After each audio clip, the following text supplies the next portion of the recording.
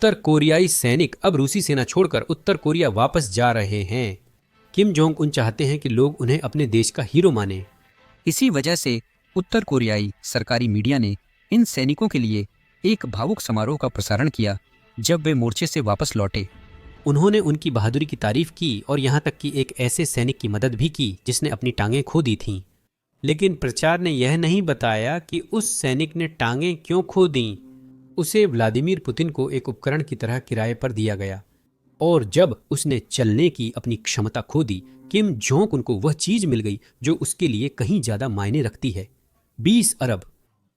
इस गठबंधन ने रूस को एक मरती हुई राज्य से युद्ध से मुनाफा कमाने वाली मशीन में बदल दिया है। अब वे सिर्फ सैनिक नहीं भेज रहे हैं, वे मजदूर भेज रहे हैं, ड्रोन फैक्ट्री बना रहे हैं और हजारों अपहृत यूक्रेनी बच्चों से जुड़ा एक काला राज्य छुपा रहे हैं। तो देखते हैं कैसे दुनिया का सबसे गरीब देश इस युद्ध से अमीर बन रहा है। यह क्लिप उत्तर कोरियाई राज्य मीडिया ने प्रसारित की थी। यहाँ किम जोंग उन सैनिकों का विशेष समारोह में स्वागत करते दिख रहे हैं। यह घटना उत्तर कोरिया की पहली स्वीकारोक्ति थी कि उन्होंने रूसी नेता की मदद के लिए विशेष सैनिक और युद्ध अभियंता जो बारूदी सुरंग हटाने के अभियान में लगे थे भेजे थे। समारोह में किम जोंग उन ने सैनिकों को उनके मिशन के लिए धन्यवाद दिया और सैन्य उपलब्धियों की सराहना की। सोशल मीडिया, खासकर ट्विटर पर उत्तर कोरिया समर्थक अकाउंट्स मौजूद हैं और ये सच है। इन सोशल मीडिया अकाउंट्स ने जो सरकारी मीडिया की फुटेज आई थी उस पर जबरदस्त प्रतिक्रिया दी। इस अकाउंट का कहना है कि किम जोंग उन वो राक्षस नहीं हैं जैसा अमेरिका आपको मानने के लिए कहता है। इस क्लिप में किम एक सैनिक की मदद करते दिख रहे हैं जिसने अपनी टांगें खो दी। खैर, अकाउंट ये बताने में नाकाम रहता है कि किम ही वो वजह थे जिसकी वजह से इस सैनिक ने अपनी टांगें खो दी थीं। उन्होंने इस सैनिक को रूस भेजा था ताकि व्लादिमीर पुतिन से अरबों डॉलर कमाए जा सकें। और याद रखें, असल में वो पैसा सैनिक को नहीं, किम जोंग उन और उसके साथियों के पास जा रहा है। असल में पिछले अक्टूबर से जब उत्तर कोरिया पहली बार इस युद्ध में शामिल हुआ था, किम जोंग उन ने लगभग 12 से 15,000 उत्तर कोरियाई सैनिकों को रूस के साथ लड़ने के लिए भेजा है। शुरुआत में ये सैनिक कुर्स्क इलाके की लड़ाई पर ध्यान दे रहे थे, जहां यूक्रेन ने जवाबी हमले में कुछ क्षेत्र कब्जा किए। लेकिन अब हम वास्तव में इन सैनिकों को यूक्रेन के अंदर और मोर्चे पर लड़ते हुए देख रहे हैं। इसका मतलब है कि उत्तर कोरियाई सैनिक यूक्रेन में हैं और उसके खिलाफ लड़ रहे हैं। वे यूरोपीय युद्ध में शामिल हो रहे हैं। यूक्रेन ने ऐसा कुछ नहीं किया है। यूक्रेन के लिए आधिकारिक रूप से लड़ने वाले कोई विदेशी सैनिक नहीं हैं। यह खबर अभी अभी यूक्रेनी जनरल स्टाफ द्वारा सार्वजनिक की गई है, जिन्होंने इसके लिए सबूत भी दिए हैं, जिसमें फुटेज भी शामिल है। उत्तर कोरियाई सैनिक सुमी फ्रंट पर रूसी सेना की मदद कर रहे हैं। उत्तर कोरिया के ड्रोन ऑपरेटर रूस के अंदर से यूक्रेनी ठिकानों पर निगरानी कर रहे हैं और फायर को एडजस्ट कर रहे हैं। यूक्रेन के अनुसार यूक्रेनी बलों ने रॉकेट आर्टिलरी हमले के दौरान रूसी सैनिकों के साथ इन रेडियो संचारों में से एक को इंटरसेप्ट किया। मॉस्को ने भारी नुकसान और सुमी में असफल हमले के बाद उत्तर कोरिया की मदद ली।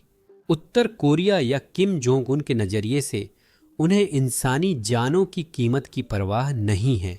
उत्तर कोरिया को इस रिश्ते से बहुत फायदा है, इसलिए वे रूस की हार नहीं चाहते। रूस को छोड़ देने के लिए आप जनरल जैक कीन को यह सब समझाते हुए सुनिए। चीन रूस का समर्थन कर रहा है, जैसे कि ईरान और उत्तर कोरिया भी कर रहे हैं, और वे इस समझौते को देख रहे हैं। अगर रूस जीतता है तो वे भी जीतते हैं, और यही वे चाहते हैं, क्योंकि इससे संयुक्त राज्य अमेरिका कमजोर होगा।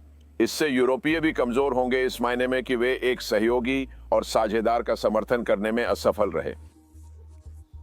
आइए देखें कि पिछले एक साल में उत्तर कोरिया के लिए क्या बदला। इस युद्ध से पहले उत्तर कोरिया पूरी तरह खत्म और अलग थलग था। उनका सबसे अच्छा सहयोगी चीन था और वह रिश्ता बिल्कुल भी वैसा नहीं था जैसा अब रूस के साथ है। इसके अलावा उनके पास अब एक और चाल है।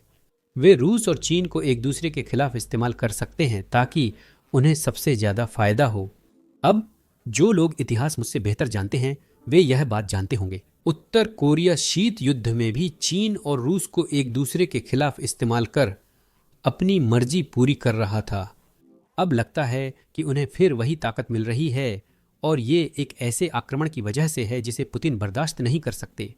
और इसके अलावा इस युद्ध से पहले जब उत्तर कोरिया इस युद्ध में शामिल नहीं हुआ था, तब वह देश अंतर्राष्ट्रीय स्तर पर काफी हद तक अलग थलग था। अब उनकी रूस के साथ एक आर्थिक साझेदारी है, उनके पास एक सैन्य सहयोग है जो काफी लंबे समय से चल रहा है। साथ ही वे आधुनिक युद्ध भी सीख रहे हैं।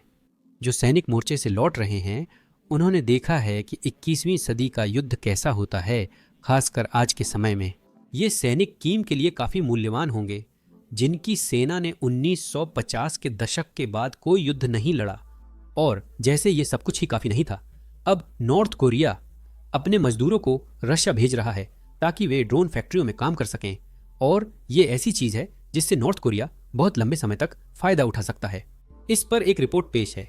रशिया अपने देश में 6 ड्रोन बनाने के लिए 12,000 नॉर्थ कोरियन मजदूर बुलाएगा।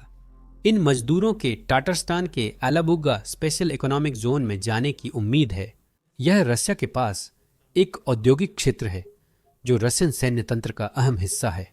अब मैं उसी चीज पर बात करना चाहता हूं जिस पर पुतिन गर्व करते हैं। रशिया में बेरोजगारी बहुत कम है।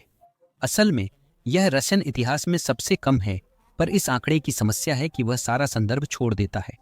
रशिया में कम बेरोजगारी इसलिए नहीं है क्योंकि अर्थव्यवस्था हर मोर्चे पर जबरदस्त प्रदर्शन कर रही है, बल्कि इसलिए है क्योंकि लोग या तो मर रहे हैं या देश छोड़कर जा रहे हैं। रशिया ने 1 करोड़ 10 लाख से ज्यादा हताहतों का सामना किया है मोर्चे पर। ये लोग कार्यबल में शामिल नहीं माने जाते। तो अगर आप अपने कार्यबल को बहुत छोटा कर दें तो हर देश में बेरोजगारी दर कम हो जाएगी। और असलियत में उस स्थिति में ये कोई गर्व करने वाली बात नहीं है। कम बेरोजगारी दर भी समस्या हो सकती है, खासकर जब आप कुछ फैक्ट्रियों का विस्तार करते हैं। यही मुख्य समस्या है जिसका रूस अभी सामना कर रहा है। इसी वजह से वे उत्तर कोरिया और भारत से इतने सारे मजदूर आयात कर रहे हैं। पुतिन हाल ही में भारत गए और मोदी के साथ एक बड़ा समझौता किया जिसमें वे लाखों भारतीयों को रूस लाने वाले हैं, सिर्फ उन नौकरियों के लिए जिनके लिए कर्मचारी नहीं हैं। उत्तर कोरियाई मजदूरों की बात करें तो पुतिन उन्हें करीब 2 प्रति घंटा दे रहे हैं, जो शुरुआत में ज्यादा नहीं है। लेकिन मुझे तो यह भी नहीं पता कि उस पैसे में से असल में कितना पैसा मजदूर को मिलता है। मेरा अंदाजा है कि उस पैसे का ज्यादातर हिस्सा किम जोंग उनके पास जाएगा, क्योंकि किम के लिए रूस के साथ यह पूरा सौदा, यह पूरी साझेदारी या गठबंधन, आप इसे जो भी कहना चाहें, बहुत ही फायदेमंद रहा है। उत्तर कोरिया ने इस संघर्ष में शामिल होने के बाद 20 अरब से ज्यादा कमा लिए हैं। अब जाहिर है पूरी रकम सिर्फ सैनिकों की बिक्री से नहीं, वे कई गोले भी बेच रहे हैं। जुलाई की एक रिपोर्ट के मुताबिक उत्तर कोरिया ने युद्ध के दौरान रूस को करीब 1.2 करोड़ गोले भेजे थे। मुझे लगता है अब यह संख्या और बढ़ गई होगी और इनमें से कुछ गोलियां असरदार भी नहीं हैं। शायद 50 या कम ही सच में काम करते हैं, लेकिन रूस को सबका भुगतान करना पड़ता है। उत्तर कोरिया के लिए यह दोनों के लिए फायदेमंद है, क्योंकि जो गोले काम नहीं करते उन्हें तो वैसे भी हटाना ही पड़ता। और आपको पता है, गोला बारूद को नष्ट करने में पैसे लगते हैं, लेकिन अब वे इसे बेच सकते हैं और उस सारे गोला बारूद से मुनाफा कमा सकते हैं जिसे उन्होंने शायद दशकों पहले बनाया था। अब रूस मजबूर है। मैं बताना चाहता हूं कि उत्तर कोरियाई अर्थव्यवस्था के लिए 20 अरब कितना अहम है, और यह कहना भी थोड़ा अनुचित है कि यह पैसा सीधे अर्थव्यवस्था में जाएगा। मुझे पूरा भरोसा है कि ये पैसे ज्यादातर किम जोंग उन और उसके करीबी लोगों के पास ही जाएंगे। लेकिन उस लिहाज से भी 20 अरब बहुत बड़ी रकम है, क्योंकि इस युद्ध में शामिल होने से पहले उत्तर कोरिया हर साल लगभग 1 या 2 अरब डॉलर क्रिप्टो घोटालों के जरिए कमा रहा था।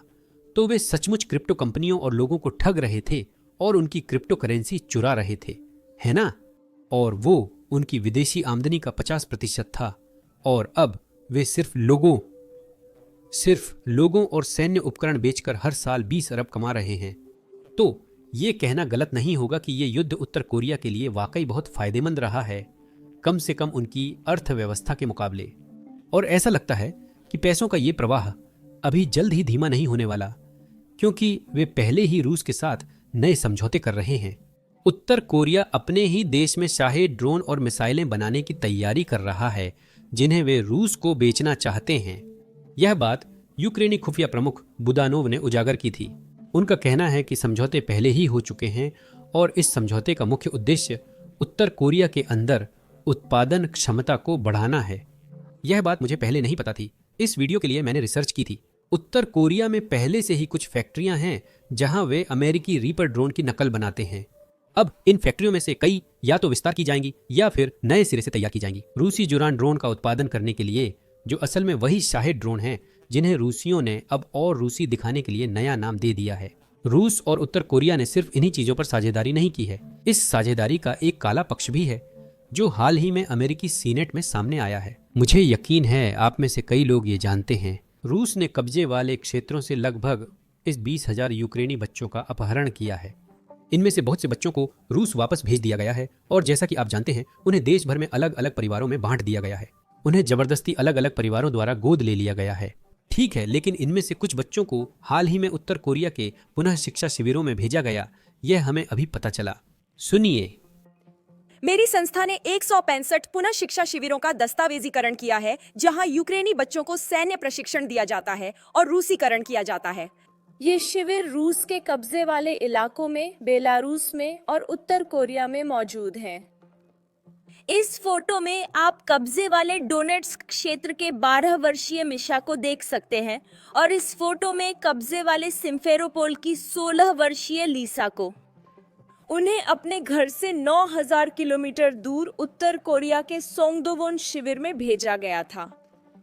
इस शिविर में बच्चों को जापानी सेना को नष्ट करना सिखाया गया और वे कोरियाई दिग्गजों से मिले जिन्होंने 1968 में यूनाइटेड स्टेट्स शिप पुएब्लो पर हमला किया था, जिसमें 9 अमेरिकी सैनिक मारे गए और घायल हुए थे।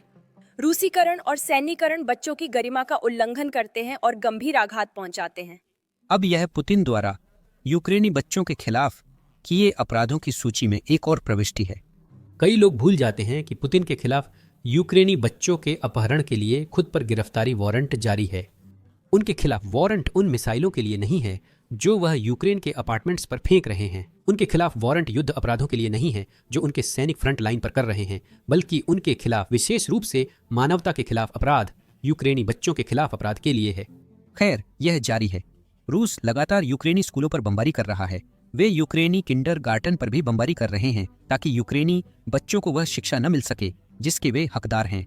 इसी वजह से क्रिसमस करीब आने पर हमने यूनाइटेड 24 के साथ मिलकर सोचा है कि हम यूक्रेनी बच्चों के लिए सुरक्षित शिक्षा माहौल में किस तरह मदद कर सकते हैं। इसके लिए हमने अपनी खुद की फंडरेजिंग अभियान शुरू की है, जिससे आप डिस्क्रिप्शन में दिए गए लिंक के जरिए दान करके या अपनी स्क्रीन पर दिख रहे QR कोड को स्कैन करके समर्थन कर सकते हैं। इस फंडरेजर से जो पैसा हम इकट्ठा करेंगे वह यूक्रेनी बच्चों के लिए एक सुरक्षित और अधिक आरामदायक माहौल में पढ़ाई सुनिश्चित करने के लिए इस्तेमाल किया जाएगा। इसका मतलब है आधुनिक बम शेल्टर, पावर जनरेटर और बाकी सारी चीज़ें जो शिक्षा प्रक्रिया को जारी रखने के लिए जरूरी हैं। तो अगर आप रुचि रखते हैं तो आप नीचे दिए गए लिंक या अपनी स्क्रीन पर दिख रहे QR कोड का इस्तेमाल करके अभी दान कर सकते हैं। ध्यान रखें, आपका हर दान यूक्रेन के भविष्य की जरूरी चीजों के लिए खर्च होगा। हर दान जरूरी है, चाहे बड़ा हो या छोटा। अगर आप दान नहीं कर सकते तो भी ठीक है, बस नीचे दिए गए लाइक और सब्सक्राइब बटन को दबा दीजिए, क्योंकि इससे YouTube इस वीडियो को और लोगों को दिखाएगा और इस तरह हम और दान जुटा सकते हैं। यही सब था मेरे पास। मैं सैम हूं, अगली वीडियो में मिलूंगा।